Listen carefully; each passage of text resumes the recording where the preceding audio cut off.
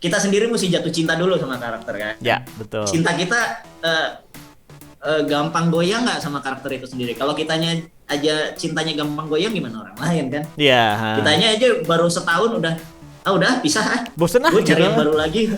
Aku Kita mau cari barang putus. baru. Ya, Tidak suka lagi dengan kamu. Kayak gitu sama tokoh komik. Iya, jadi sebuah ekosistem, jadi kita atur timingnya gitu. Ini film kapan aja. Sebelum film, ya kalau komik mah jalan terus ya. Ada nggak ada barang. Dan ya itu, selama komiknya keluar, merchandise-nya juga bisa jalan terus. Yeah. Tapi kalau komiknya putus, jualan merchandise aja juga agak susah. Lebih sulit karena orang nggak ada di benaknya tuh putus kan. Nah, gue jadi justru komik itu penting untuk menjaga supaya baca memori. Positioning ya, jadi fungsi komiknya sekarang tuh lebih ke positioningnya itu gitu. Nah, jadi gue pengen tahu juga sebetulnya nih kalau kita ngomong monetisasi, duit paling gede dari yang tadi lu bahas tuh, film, animasi, komik sama merchandise, income paling gedenya dari mana sebetulnya? Makin ke ujung makin gede sebetulnya. Merchandise. Memang film. Iya. Ujungnya mana nih? Merchandise. Jadi paling gede memang merchandise. Ujungnya merchandise semua. Semua ujungnya okay. merchandise. Karena merchandise itu kan kita kalau misalnya kayak komik gitu ya. Itu investasinya akan lebih banyak di bumi langit untuk bikin creating kontennya. Film juga. Tapi kalau licensing itu kan investasinya ada di mitra kita dan sekali investasi itu kan bisa banyak mitra sekaligus. Oke. Jadi kasarnya apa ya? Iya yang kita keluarin ya lebih banyak kita bermitra kan. Jadi satu gelombang gede langsung berat. Investasinya tidak sebesar kalau misalnya ini, tapi gulungannya gede. Nah, kalau gitu sekarang ada yang mau gue bahas ini nih. Kita dari zaman kuliah gitu ya, mengenang masa lalu ya, harus gini. Gitu loh, layarnya gue goyang-goyangin kayak sinetron gitu deh. Jadi kalau kita dari zaman kuliah dulu, kita kan kuliah bareng. Dulu di kampus suka ada pengajian komik, lu suka datang nggak? Ya. Gue pertama kali dengar istilah pengajian komik, gue nggak ngeh bahwa itu maksudnya pengkajian ya. Bener bahasanya kan pengajian. Cuma gue mikirnya ada orang datang terus mendoakan komik itu ngajiin komik. Salah paham banget. Nah pas kita ngomongin pengajian komik yang kita suka bahas dari dulu, komik Indonesia tuh kan selalu yang gue sampai bosen banget dibahasnya adalah gaya. Ya kan ya, gaya komik kita seperti apa? Gue sampai bosan setiap kali ketemu ngomongin itu semua komikus. Kita juga ngomik dulu ya, gue ngomik dulu, lu masih sampai sekarang gitu. Kita udah bosan dengan pertanyaan gayanya gimana? Jangan niru Amerika, jangan niru Jepang, jangan niru apa gitu misalnya kayak gitu ya. Dan pasar kita ada nggak? Ada yang beralasan pasar kita nggak gede gitu. Padahal dari dulu kita tahu pasar komik kita gede kan. Apalagi dengan situasi sekarang kita tahu Indonesia ternyata market gede banget buat Marvel movies. Jadi komik kita nggak ada pasarnya, itu udah jelas salah tuh gitu. Nah, buat lu sendiri situasi ini efeknya terhadap industri komik kita, baik dari gaya, dari market gimana sebetulnya? Sekarang hype-nya gede nih soalnya nih, dunia superhero. Sebetulnya pasarnya tuh emang gede banget. Buktinya apa? Dari luar pada mau masuk ke sini kok. Iya itu betul, betul banget. Semua pada berebut pasar sini. Jadi sebenarnya banyak, cuma nggak kegarap sama industri lokal. Dari lokal kita gitu aja. Apa yang bisa dilakukan komikus kita sebetulnya kalau dia pengen hidup dari komik? Possible nggak sih? Itu pertama memang kunciannya di konsistensi sih sebetulnya. Jadi bikin sesuatu yang nggak putus. Nah tantangannya sih emang di situ. Cuma memang kadang di kita kan nggak sabar gitu ya. Ya itu satu dia. Udah belum juga banyak, udah pengen ganti karakter. Ya itu dia. Coba let's say misalnya kayak si Buta lah, coba 20 tahun gitu terus-terusan pakai satu karakter yang sama, ya orang inget. Udahlah juga 20 tahunan gitu. Yang baru-baru juga Juki gitu kan. Nah jadi terus 5 tahun 10 tahun itu aja terus sampai akhirnya orang nempel, nggak bisa lupa, malah ini mau lupa tuh malah susah gitu. Iya. Gue sempat ngobrol-ngobrol tuh sama kebalik susah ingat. Bukan susah ingat, susah lupa kan. Iya. Gue pernah ngobrol sama Faza dulu, sama Faza Meong buat dari mana duitnya. Gue sempat ngobrol sama dia dan dia ngebahas memang sih soal yang pada akhirnya kalau kita mau jual komik sebagai komik di kita itu kurang lebih memang ya mungkin karena nggak banyak yang lola kayak seperti kata lu bilang tadi ya, tapi memang lebih sulit untuk monetize daripada kemudian apa yang dia sebut IP, bisnis IP. Dalam bahasa Bumi Langit sendiri kan adalah manajemen intellectual property untuk cergam. Kurang Haki lebih gitu cergam, kan? Hah? manajemen haki cergam. Manajemen haki cergam gitu kan, manajemen haki cergam. Jadi memang betul gitu ya. Sebetulnya sekarang ini kita lebih fokusnya ke IP-nya daripada sekedar bikin komiknya sebagai produk akhir. Ya komik itu memang soul-nya ya. Hmm. Jadi jiwanya gitu, tapi badannya itu bisa berwujud macam-macam. Intinya itu. Jadi karakter dan cerita adalah soul-nya. Orang mau beli barangnya, tapi kalau nggak cinta sama karakternya, ya enggak gitu. Jadi justru gimana cara orang bikin jatuh cinta itu dulu. Nah, bikin jatuh cinta itu kan dari personality karakternya. Karakter ini punya personality yang ya gue bisa jatuh cinta, bisa relate sama dia, jatuh cinta sama dia, baru orang bersedia spend gitu. Kalau dia nggak jatuh cinta, susah. Nah itu ya sama kayak pendekatan lah, gimana jatuh cinta itu. PR-nya itu. Jadi berarti kan mesti ngotot terus-terusan kan. Nggak bisa cuma ngomong sekali terus jadi gitu. Istri gua sekarang PDKT-nya berapa tahun? Pacarannya 8 tahun lebih, gua cum laude itu juga katanya. Itu juga 5 tahun loh. Iya lumayan kan. Jadi komikus nggak boleh terlalu mikir instan ya. Memang lu harus develop IP-nya dulu, hakinya dulu. Popularitas tokohnya dulu gitu. Ya. Rumusnya sih kira-kira kalau dihitung-hitung ya, itu ya hukum 10.000 jam lah. Oh, oke. Malcolm Gladwell. Ya sama karakter juga begitu. Kita sendiri mesti jatuh cinta dulu sama karakter kan. Ya betul. Cinta kita gampang goyang nggak sama karakter itu sendiri. Kalau kitanya aja cintanya gampang goyang, gimana orang lain kan? Iya. Kitanya aja baru setahun udah pisah. Bosen gue cari yang baru lagi. Aku mau putus. Buru-buru. Tidak suka lagi dengan kamu. Kayak gitu sama tokoh komik. Ya buru-buru orang lain gitu. Yeah. Jadi emang investasi kita, hati kita, cinta kita fullnya di karakter itu ya harus 5-10 tahun, dan kalau bisa ya till death do apart. Beneran jadi bikin komik dan ngembangin tokoh populer itu kayak nikah aja ya, kalau perlu seperti itu ya. Kayak Stanley sampai akhir hayatnya tuh dia pose kayak gini tuh. Spider-Man tuh, makanya, gitu kan? Kayak nikah dan punya anak gitu. Karakter itu ya anak-anaknya gitu. Jadi rawat. Masa dibunuh sejak dini, kan dipiara sampai gede. Kalau dia lagi belum bagus, ada karakter yang kurang baik, ya perbaiki sambil jalan gitu ya. Nggak usah langsung diganti sama orang lain gitu saja gitu. Nurture. Nah, di nurture tuh itu ini yang asik tuh. Style yang asik. Nah, terus yang gue pengen lihat juga nih ya, kayak sekarang aja kan Instagram, sosial media lain itu sebetulnya bisa jadi alat buat komikus kita mulai kan. Low budget, low cost, no cost malah sebetulnya. Justru thanks to sosial media. Kalau dulu kita bikin komik mesti jadi cetak dulu. Wah itu. Mengenang kita tahu orang memori buruk Yes. Zaman dulu Yes. Aduh. Gitu. Terus dari mana juga orang beli, terus kita tahu dia suka apa enggak, kan kita nggak kenal sama yang beli. Betul.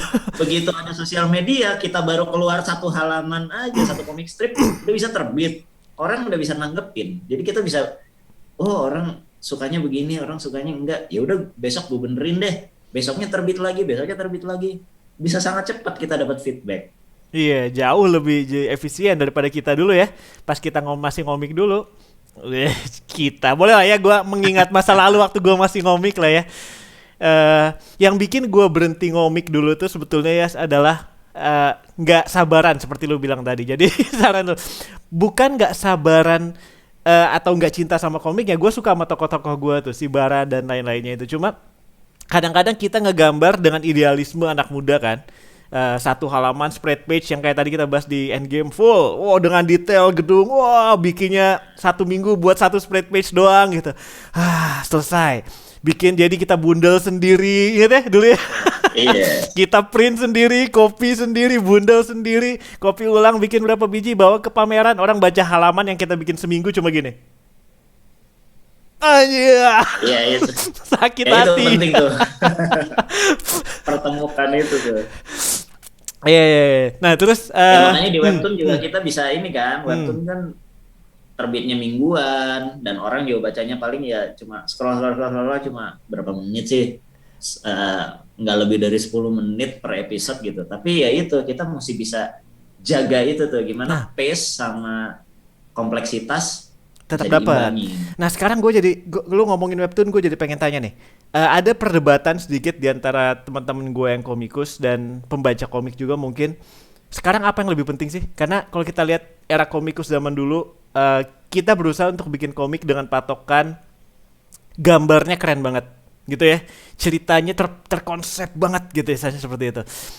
Dan kalau ngelihat webtoon sekarang atau komik Instagram, seringkali mereka yang bikin seadanya banget gaya gambarnya gitu.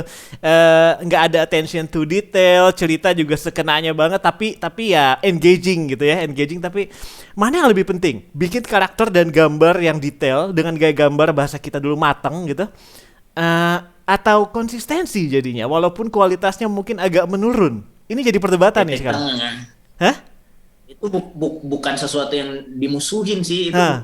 kita juga cari tengahnya. Kayak kayak Jadi tetap bagus Heeh. tapi efisien. Iya, kayak ada beberapa orang kan yang, aduh gue nggak bisa bikin di kayak webtoonan gitu, soalnya mereka bikinnya kayak asal gue mah harus rapi, gue harus, wah gitu tuh, jadi kayak arsiran zaman kita dulu, wah teknikal ininya harus benar, proporsinya harus selalu, wah kayak gitu tuh. Itu masih berlaku nggak sih di sekarang kalau untuk mereka komikus baru lah pengen muncul gitu? Ya lu mau bikin produk massal apa Hmm. produk premium sih itu jadinya. Kalau produk premium memang kita nggak harus cepat. Hmm. eh, Ya investasi waktu, effortnya lebih gede dan nanti dijualnya mahal. Tapi mungkin cuma keluarnya 1 setahun sekali, tapi orang rela spend Hmm. gede di situ. Atau mau tarik yang masalah sekalian, bikinnya cepet, gampang, rilisnya cepet, harganya murah. Kan itu pilihan ya. Atau kita main di tengah dia, spektrum di antara itu. Ya, itu Ya, pilihan-pilihan tergantung yang mau belinya juga siapa, disasar ya. kan. Kayak kayak Kalau memang mhm.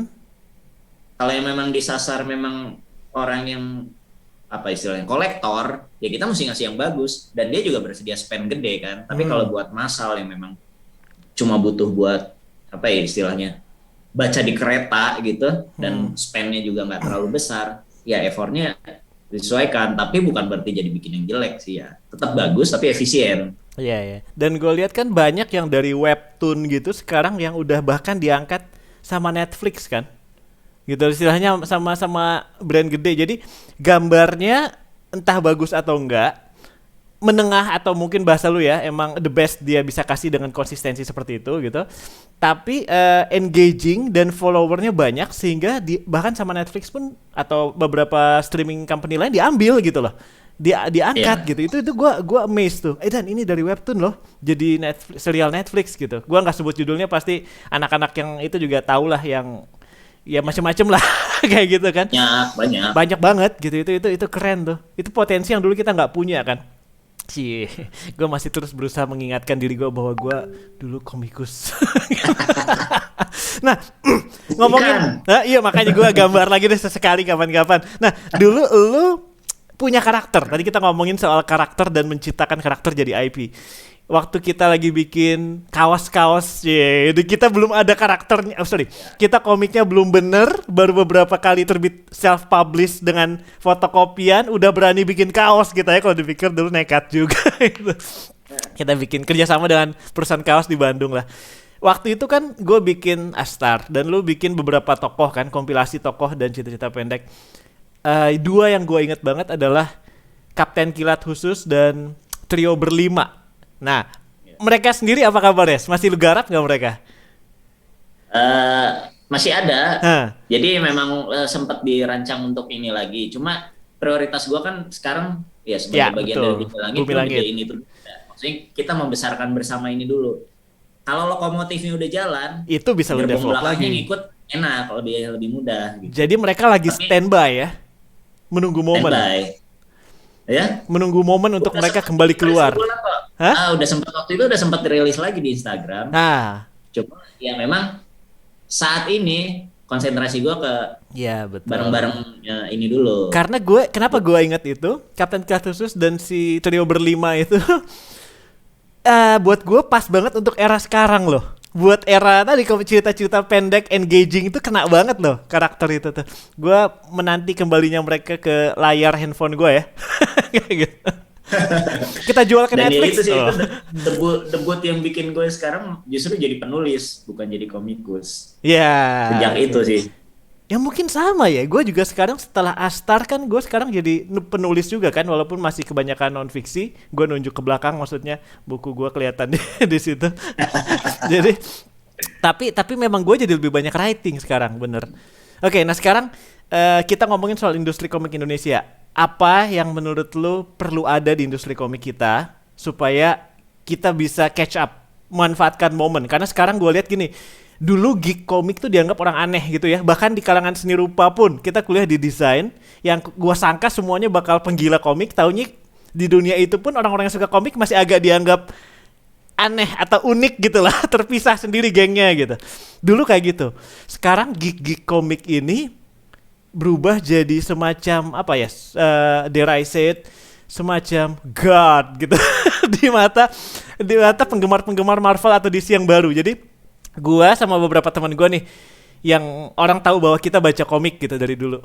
Ketika ngedengar bahwa ada tokoh baru kayak kemarin, spoiler alert, Loki kalau kalian belum lihat tutup kuping 3 detik. Kang muncul di episode terakhir.